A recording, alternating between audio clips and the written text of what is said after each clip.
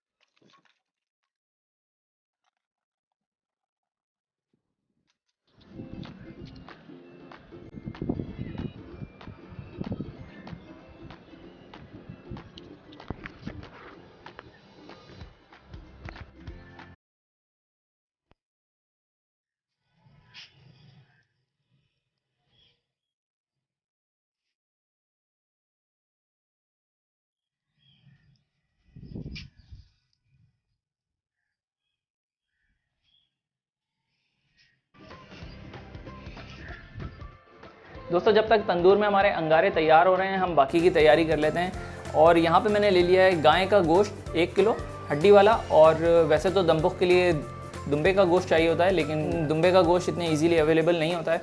तो यहाँ मैंने फ़िलहाल गाय का गोश्त ले लिया है 1 किलो हड्डी वाला, और इसको ट्राई करेंगे दम पोख के लिए कैसा बनेगा। इसके अलावा मैंने ले लिए थोड़ी सी चर्बी यहाँ पे, इसको हम नीचे लगाएंगे पतीली में। इसके अलावा थोड़ा सा नमक, 4 से 5 अदद लेमन का जूस ले लिया है मैंने, और थोड़ी सी काली मिर्च। इसके अलावा हमें हरी मिर्च चाहिए, टमाटर चाहिए, और 1 गट्ठी लहसुन की ले लिए मैंने। 4 से 5 अदद ईरानी प्याज ले लिए, थोड़े से टमाटर लिए, 3 से 4 अदद टमाटर हम इस्तेमाल करेंगे। एक पतीली ले लेनी है और उसमें अब हम लगाना शुरू करेंगे इन तमाम चीज़ों को। तो दोस्तों, यहाँ पे मैंने एक पतीली ले ली है और अब पतीली में हम अपनी तमाम तर चीज़ें लगाना शुरू करेंगे। गोश्त को मैंने अच्छे से धो लिया है और सबसे पहले हम एक लेयर लगाएंगे चर्बी की इसमें। पतीली मैंने छोटी इस्तेमाल कर रहा हूँ क्योंकि मेरे तंदूर का जो उसका साइज़ है उसमें बड़ी पतीली अंदर जा नहीं सकती है, और यही वजह है कि मैं थोड़ा इसको कम बना रहा हूँ। अब इसके अतराफ़ में मैं हड्डियाँ लगा दूँगा थोड़ी सी।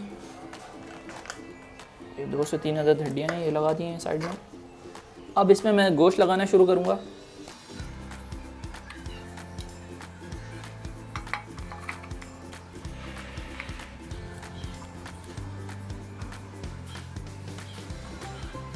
दोस्तों, अब हम इस पे लगाएंगे हल्का सा नमक। नमक हमने थोड़ा सा लगाना है क्योंकि गोश्त खुद भी नमकीन होता है, और नमक लगाने का मकसद दरअसल ये है कि गोश्त अपना पानी छोड़े ताकि, और उसी पानी में फिर ये पक सके। और अब यहाँ पे मैंने प्याज ले लिए, प्याज लगाएंगे हम इसमें एक एक करके। इसमें नीचे की तरफ इस तरह से लगा देता हूँ।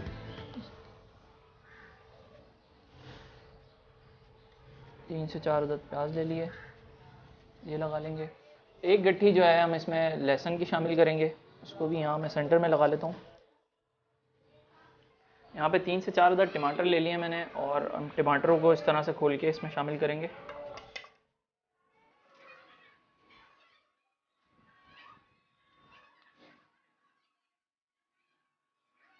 इसके अलावा रिमेनिंग चर्बी भी लगा देंगे इसके ऊपर। और अब मैं इसमें शामिल करूँगा 2 से 3 अदद नींबू का रस। बिस्मिल्लाहिर्रहमानिर्रहीम। 6-7 हरी मिर्चें शामिल करेंगे।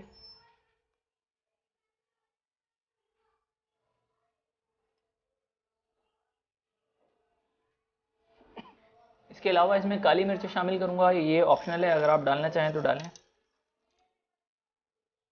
और दोस्तों, फाइनली आलू जो मुझे नीचे डालने चाहिए थे, मैं डालना भूल गया था, उसको हम फिलहाल चलें ऊपर ही शामिल कर लेते हैं। दोस्तों, इस देगची को मैं सील कर चुका था, लेकिन मुझे याद आया कि मैं आलू शामिल करना इसमें भूल गया हूँ, इसलिए मैंने इसको खोल के दोबारा से इसमें अब आलू भी शामिल कर लिए हैं।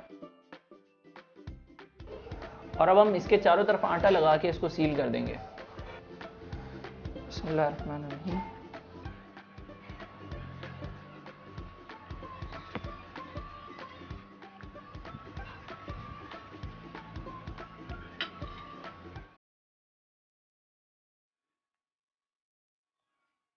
दोस्तों ये अच्छी तरह से सील करने के बाद अब हम इसे तंदूर में लगाएंगे।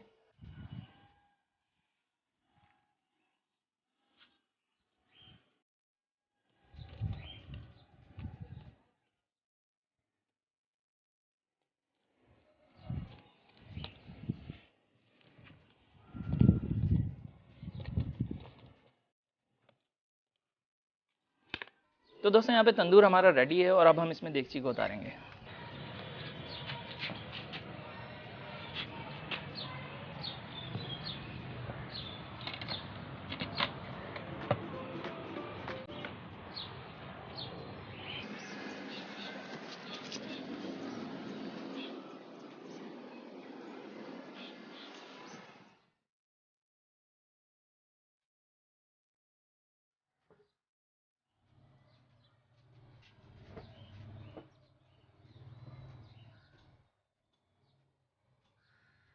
तो दोस्तों इसको मैंने ऊपर से कवर कर दिया है। वेंटिलेशन का पॉइंट मैंने अभी खुला छोड़ा है क्योंकि अंगारे थोड़े से कम हैं और मुझे ज़रूरत महसूस हो रही है कि इसे खुला ही रहने देना चाहिए। तो इसको मैं फ़िलहाल खुला छोड़ूंगा ताकि अंगारे बुझ ना जाएं। और दोस्तों इस तंदूर के बारे में बताता चलूँ, ये तंदूर मैंने खुद बनाया है। अगर आप लोगों ने मेरी तंदूर वाली वीडियो अभी तक नहीं देखी है तो मैं लिंक डिस्क्रिप्शन में डाल देता हूँ और यहाँ पॉपअप में भी आ जाएगा, तो मेरी तंदूर वाली वीडियो भी ज़रूर देख लीजिएगा। और अब 1.5 से 2 घंटा इसे पकने देते हैं और इंतज़ार करते हैं और उसके बाद इसे खोलेंगे। तो दोस्तों तकरीबन 2 घंटे मुकम्मल हो चुके हैं और अब हम तंदूर खोलने जा रहे हैं। देगची निकालेंगे और देखेंगे क्या सिचुएशन है।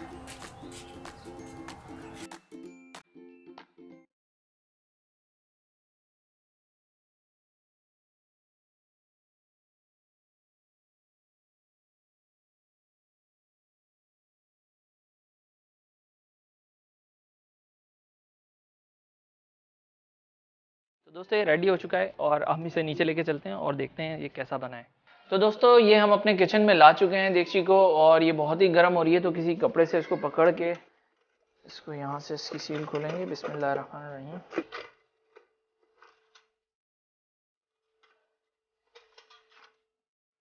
माशाल्लाह जी ज़बरदस्त खुशबू आ रही है और ये अच्छी तरह पक चुका है। ये देखिए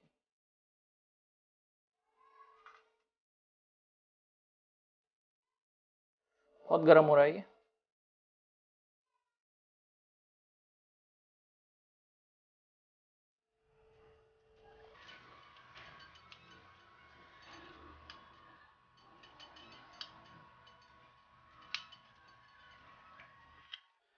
और अब मैं इसे एक डिश में निकाल लेता हूँ।